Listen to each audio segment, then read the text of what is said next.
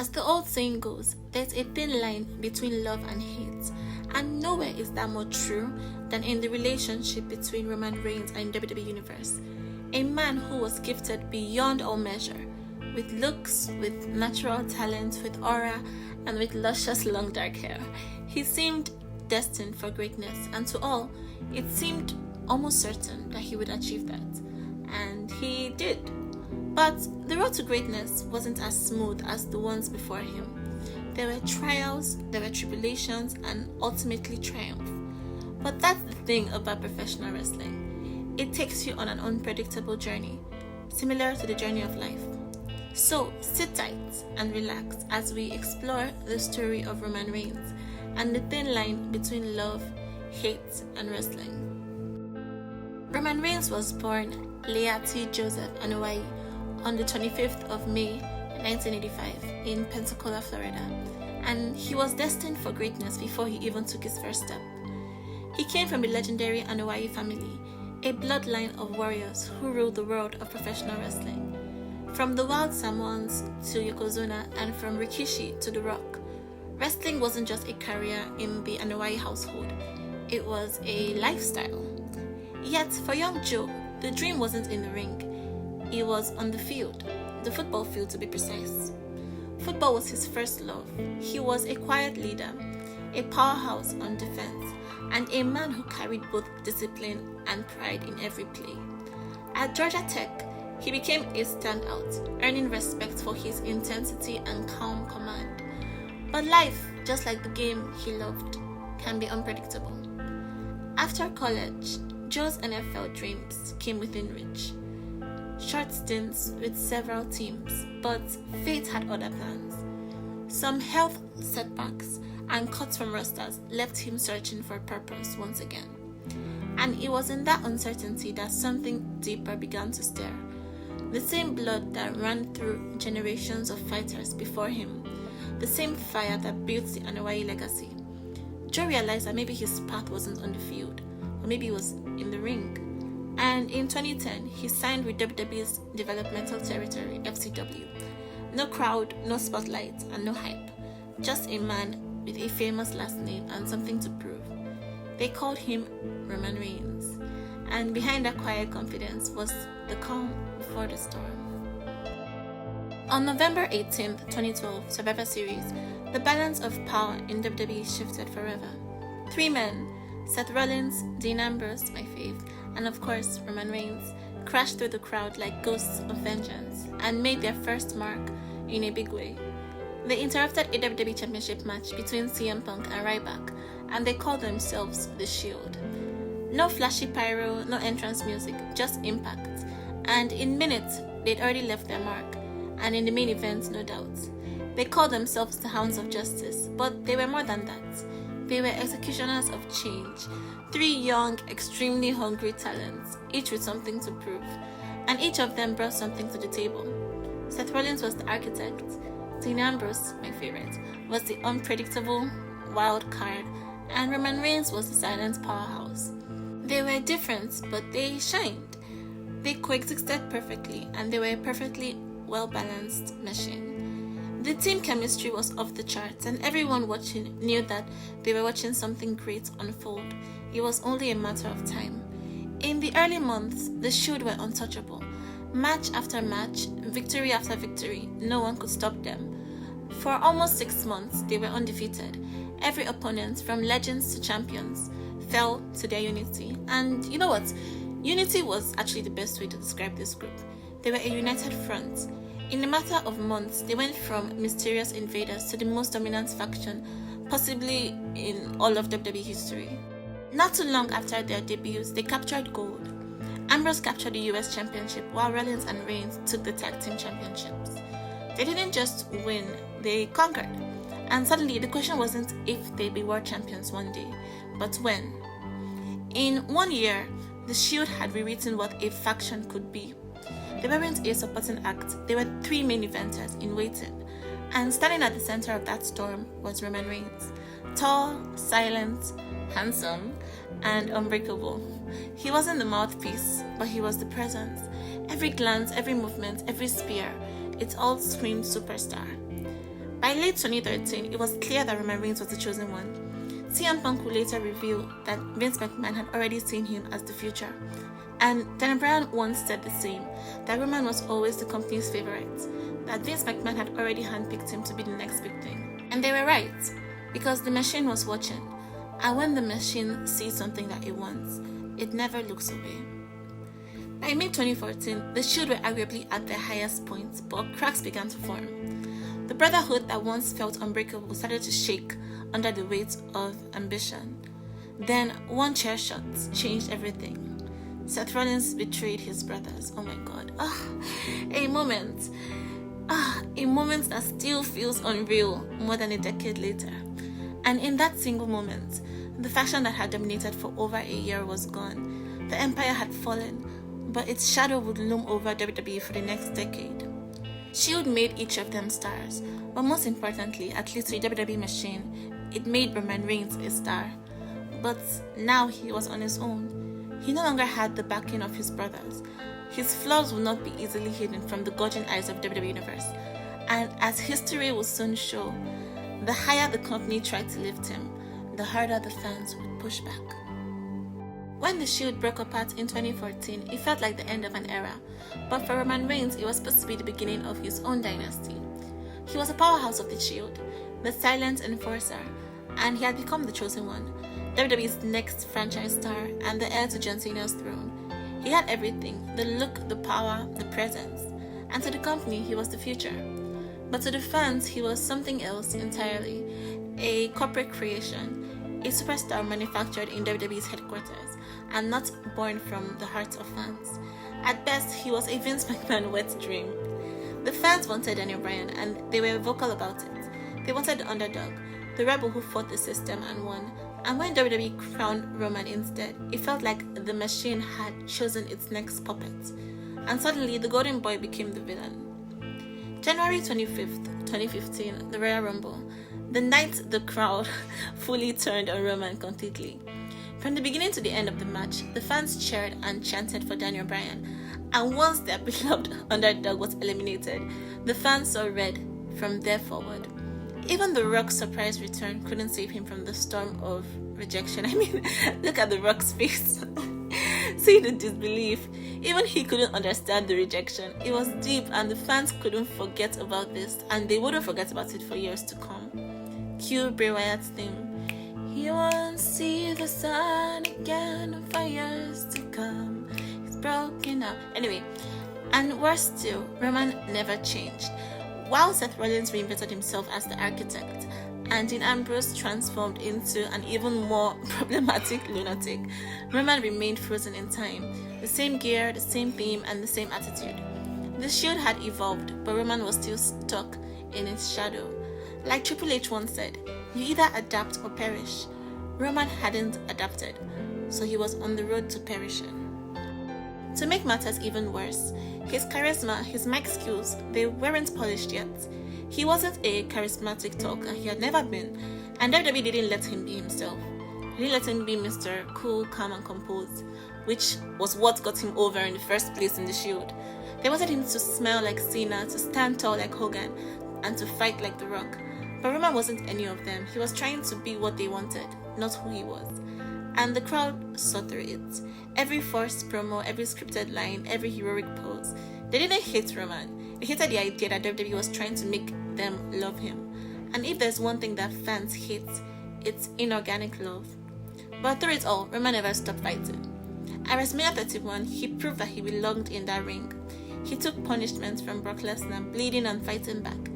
He earned a bit of respect that night. But just when he was about to claim that crown, Seth Rollins cashed in. The moment wasn't his, and it seemed like it never would be. From there, the disturbing pattern continued. Wins met with boos. Main events met with rejections. He won many world championships, but the fans just didn't care. The WWE refused to adjust. They pushed him harder and harder for fans to accept him as the new John Cena. But the audience had changed. They wanted authenticity, not repetition. Just like it didn't work with Lex Luger trying to replace Hulk Hogan, it wouldn't work with Roman Reigns trying to replace John Cena. And funny enough, we all know that all it would have actually taken was just a heel turn. a spark of realism, a shift in the right direction, but WWE wouldn't allow it. They wanted a clean-cut hero, a John Cena rehash for the new generation. And when he beats The Undertaker, my favorite wrestler, and just imagine that, Roman beats The Undertaker at WrestleMania of all stages, and I won't lie, that day I was pissed. I was really, I can't say that word on YouTube, but I was effing pissed. And that was the day I actually joined the Roman hate train. No offense to my tribal chief, I acknowledge him now, but back then I totally hated him. When he beat Taker, it should have been the ultimate passing of the torch. Instead, it became another rejection. The next night, he stood in the ring for minutes, drowned by the largest and loudest chorus of boos in modern WWE history. I mean, before Dominic Mysterio came in. And he just said 5 words. "This is my yard now." 5 words that said everything. He was no longer the Shield powerhouse. He was a lightning rod for an entire generation's frustration. If the WWE had turned Roman heel at that point, God, it would have been perfect. But they didn't.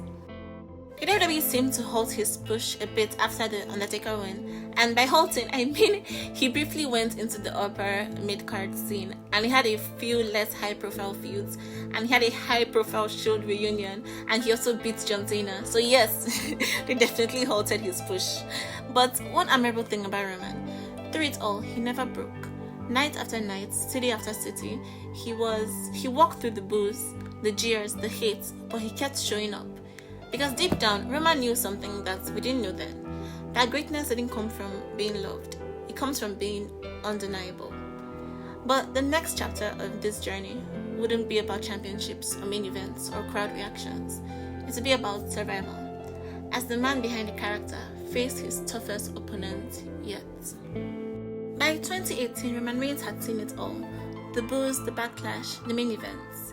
He had been the face of a company that loved to hate him and hated to love him. A man trapped between adoration and rejection. But that October, the cheers and the boos didn't matter anymore because life, real life, had stepped into the ring. On October 22nd, 2018, Roman Reigns stood before the WWE Universe, not as the big dog, but not as the company's chosen one, but just as himself, Joe Anoa'i.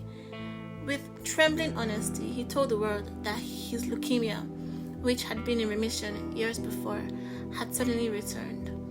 And for once, for the first time in years, the crowd didn't cheer, they didn't boo, but they were stunned in silence. And suddenly, there was an outpour of support. The man who had been booed out of arenas for years was now met with tears, with love, and with gratitude. Because in that moment, they weren't looking at a corporate hero. They were looking at a fighter, a father, a son, and a man facing the greatest battle. Fans hated the Roman Reigns character, yes, but Joe Anoa'i, they wished him nothing but the best.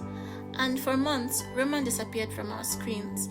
No promos, no storylines, just silence, and the fight for his life.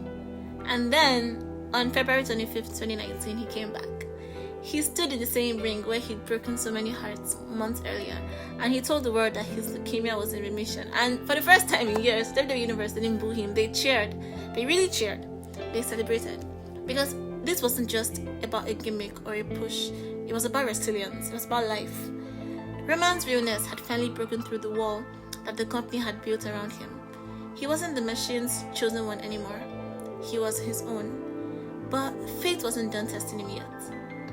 In 2020, as the world shut down, Roman made another decision, one that showed the world who he really was. With his health and his family on the line, Roman stepped away again, refusing to risk it all during the pandemic. He walked away at the height of his fame, a move that took courage that most would never understand, and a move which ultimately became a butterfly effect, leading to something incredibly great. Now, when he came back months later, he wasn't the same man. August 2020. You never see it coming. That's what tagline said, and they were right. Roman Reigns had returned, not as the corporate hero, but as something that the fans had been begging and clamoring for. A villain, a heel, who finally told the truth. He made an allegiance with arguably the best wrestling manager in history, Paul Heyman, and a new dawn broke. The smile was gone, the vest was gone, the fake persona was gone, even the music was gone. And at last, the cheap fake, corporately created John Cena bootleg, like John Cena would say, was history. What stood in his place was a man reborn, cold, calculated, and unapologetic. The tribal chief. He didn't just reinvent himself, he redefined what dominance meant. No longer chasing the fans' approval, he demanded acknowledgement, and he spoke softly, but every word carried weight. For the first time in his career, everyone listened. Fans began to see Roman exactly the way he carried himself, as a legend. His first high-profile feud as the tribal chief was with Jey Uso, his cousin, and it wasn't about titles, it was about identity, family, and respect. He wasn't playing a character anymore, he was living one. Joe Anoa'i had merged with Roman Reigns, and the result was pure authenticity.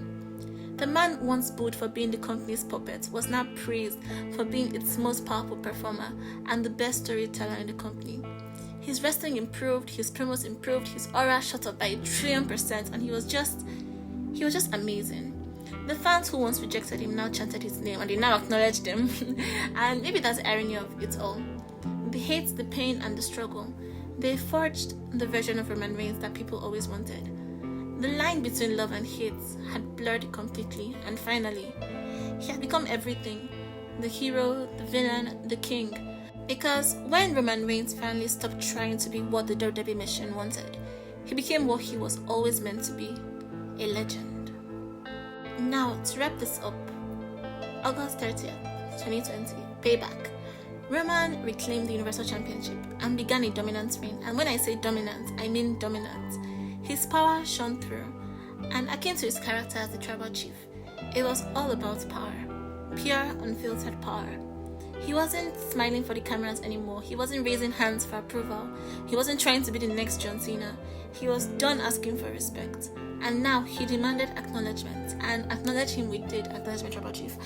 To be factual, Roman wasn't playing a villain. He was playing a complex character. A character who showed tears, anger, joy, sadness, regrets, and everything else in between. But more than anything, he showed control. Over himself, over his family, over his faction, over his opponents, over the fans, and over the WWE Universe. He had become the embodiment of control, both inside and outside the ring. And the switch was crazy. But for the first time in years, fans didn't just watch Roman, they believed in him. And soon after, the Bloodline was born, and it became the most thrilling faction and storyline that the fans had seen in forever. One by one, he pulled his family under his rule, not just by loyalty, but by dominance. Together, they became an empire. The Bloodline just wasn't a faction, it was a dynasty, a modern-day Samoan kingdom, built on legacy, fear, and respect, with Roman in the center. And boy, oh boy, did they give us content. Drama, laughs, fights, arguments, love, betrayal. It was wrestling soap opera, done right. And not only did the Bloodline boost Roman's stock, but also did the same for everyone he was affiliated with. Paul Heyman solidified himself as the best wrestling manager of all time. Jey Uso became a main event contender, and granted, this doesn't hold up in 2025, but more on that in another video. But at that time, people were pushing for him to win World Championship gold. Like, just imagine that. Jimmy Uso had become a multi-dimensional character with different layers that are still being uncovered to this very day. Solo Sikoa was viewed as the next big thing, a huge threat, an enforcer, one that we hadn't seen since the days of Dave Bautista in Evolution. And Sami Zayn became the hottest thing in wrestling next to Roman, with people pushing for him to even dethrone Roman. Imagine that once again. And for over 1,000 days, 1,316 days to be precise, Roman reigned supreme. No superstar of his era came close. Cena, Bryan, Lesnar, Edge, Orton, Riddle, Cody Rhodes. Every name that rose against him fell before him. The boos had become cheers, and the hate turned into admiration. Roman Reigns has finally done what WWE had always wanted him to be, but on his own terms. Not the corporate hero, not the machine's favorite, but the story's beating heart. He had finally found his groove. He wasn't going to be the next John Cena, boring, because as it stood, he was the very first Roman Reigns. And yet, with every victory came another layer of darkness. The bloodline began to crumble from within. Betrayals, heartbreak, and family torn apart by power. Because when you build an empire on dominance, eventually someone fights back. The tribal chief demanded acknowledgement, and in doing so, He lost the very thing that made him whole, his family. The empire was still standing, but its foundation had started to crack. But like all great tales, everything would eventually come to an end. You see, this story is really, really captivating, just like a soap opera. And maybe that's the most poetic part of Roman's on-screen story. The man who was once rejected for being too artificial became the most authentic character of his entire generation. A man who conquered the world, only to be haunted by the ghosts of his own ambition. In storyline, of course. And that, my friend, is depth. Story depth. Emotional depth. Roman Reigns is the most complex character in WWE, probably in WWE history. Because despite his superhuman treatment, he had never felt more human than anything else. He's been down, he's been in between, he's been stuck, he's been grooving, he's been up. And he's gained, he's lost. But more than anything else, he cemented himself as one of the GOATs. Whether you love him or hate him, Roman has done something that few ever could. He blurred the line between fiction and reality, between man and myth, and between love and hate. In the end, Roman just didn't change his career. He changed wrestling itself. Because in a world that tried to script every outcome, Roman's story proved one thing. The most powerful moments aren't written by a pen. They are written by pain, perseverance, and purpose. And more often than not, they are born from just blurring the thin line standing between love and hate.